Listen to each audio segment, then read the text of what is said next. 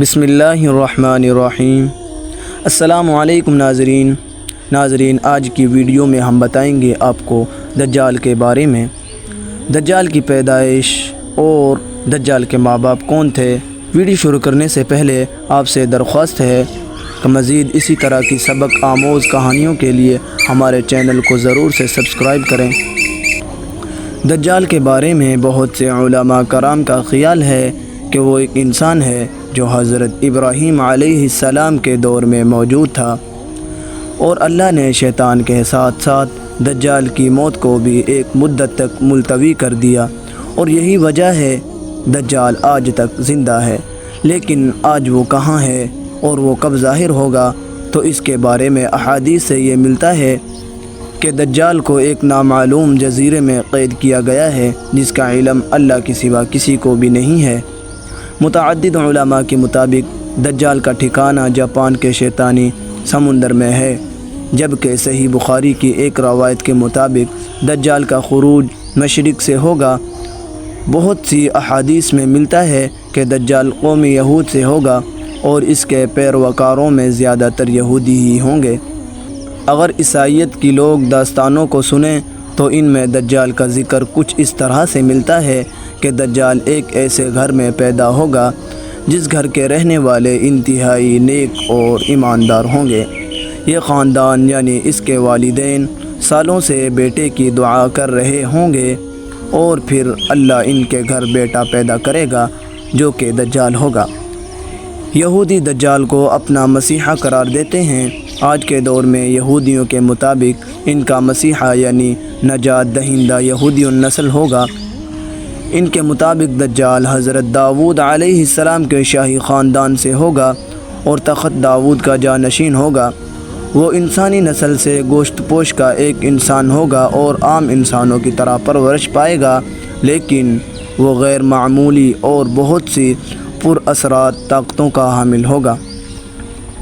یہودی علماء کے مطابق وقر مقررہ سے پہلے خود دجال کو بھی علم نہیں ہوگا کہ وہ یہودی قوم کا نجات دہندہ اور خدا کا منتخب کردہ ہے۔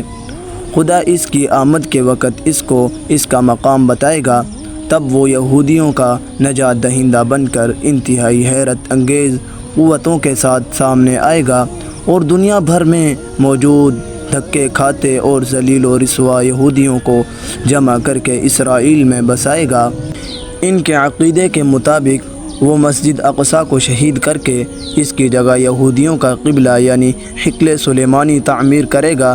مزید ان کے عقیدے کے مطابق وہ تمام غیر یہودیوں کے خلاف ایک خوفناک جنگ کر کے ان سب کو ہلاک کر دے گا، اور وہ حضرت داؤد علیہ السلام کی سلطنت کو شان و شوکت کے ساتھ قائم کرے گا۔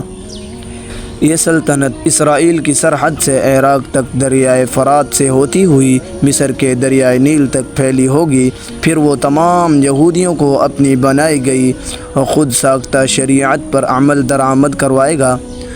یہودیوں کی کتابوں میں درج ہے کہ خدا نے دنیا کی بادشاہت کو صرف حضرت داؤد علیہ السلام کی نسل یعنی یہودیوں کے لیے مخصوص کر رکھا ہے، لہٰذا ان کا ماننا یہ ہے کہ دجال ایک عظیم پیغمبر ہوگا، لیکن حضرت موسیٰ علیہ السلام سے کم عظیم ہوگا۔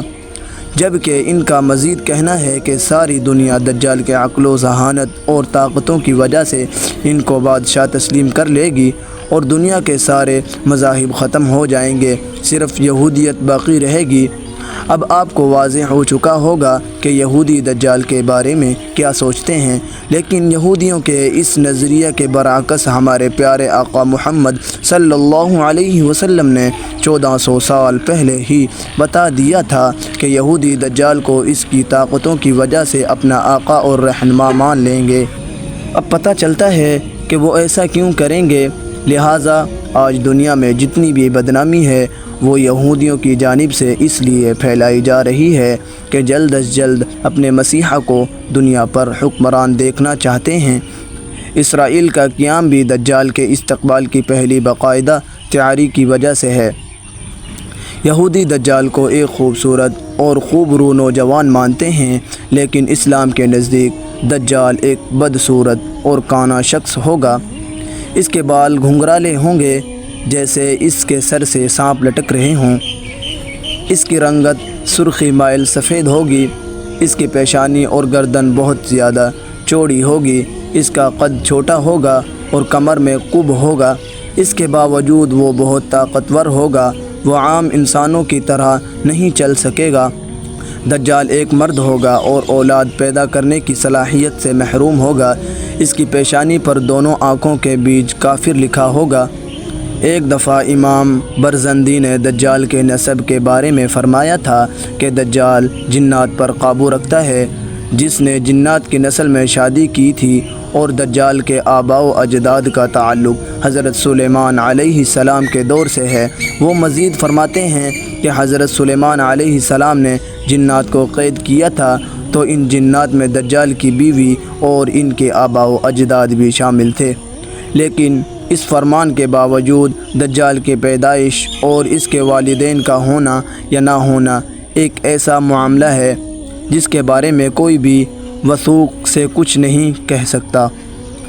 ناظرین گرامی، پاکستان کے ایک معروف اسلامی سکالر ایک آرٹیکل کے مطابق دجال کی پیدائش اس وقت ہو گئی تھی جب زمین پر جنات کی حکومت تھی۔ ان کا کہنا ہے کہ دجال انسان، جانور اور جن کے ملاپ سے وجود میں آیا تھا اور اللہ کے حکم کے مطابق جنات اور انسانوں کے درمیان ایک پردہ قائم کر دیا جس سے انسان اور جنات کی دنیا الگ الگ ہو گئی۔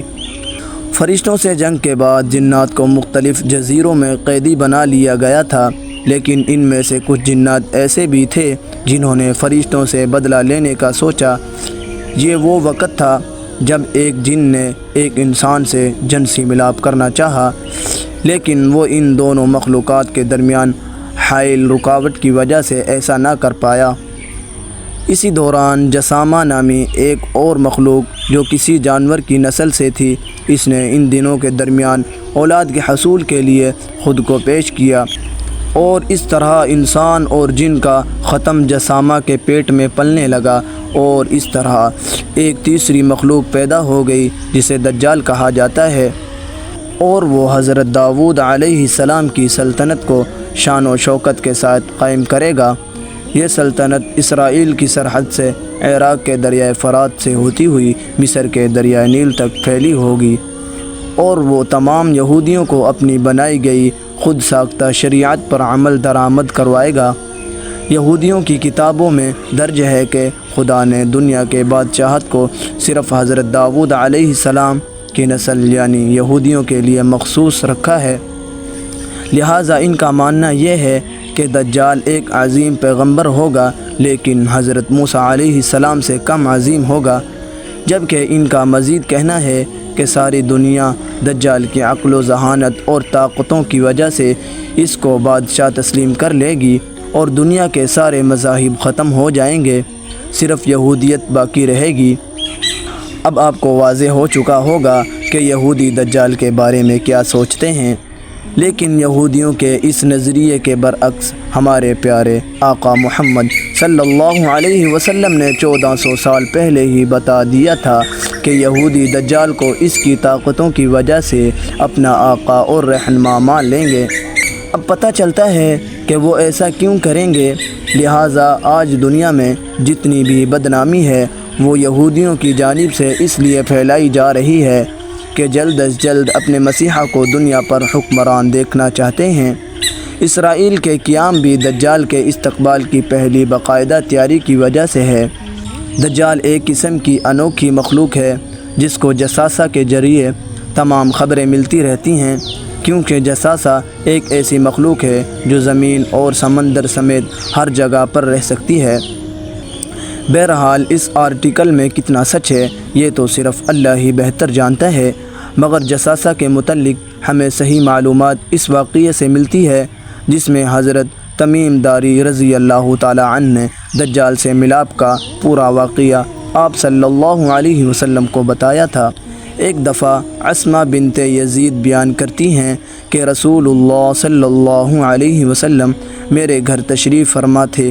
آپ صلی اللہ علیہ وسلم نے دجال کا ذکر فرمایا کہ اس کے ظہور سے پہلے 3 قحط پڑیں گے۔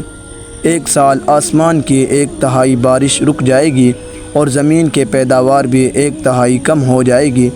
دوسرے سال آسمان کے 2 حصے بارش رک جائے گی اور زمین کی پیداوار 2 حصے کم ہو جائے گی، اور تیسرے سال آسمان سے بارش بالکل بھی نہیں برسے گی اور زمین کے پیداوار بھی کچھ نہیں ہوگی، حتیٰ کہ جتنے حیوانات ہیں، خواہ وہ گھر والے ہوں یا دھاڑ سے کھانے والے، سب ہلاک ہو جائیں گے۔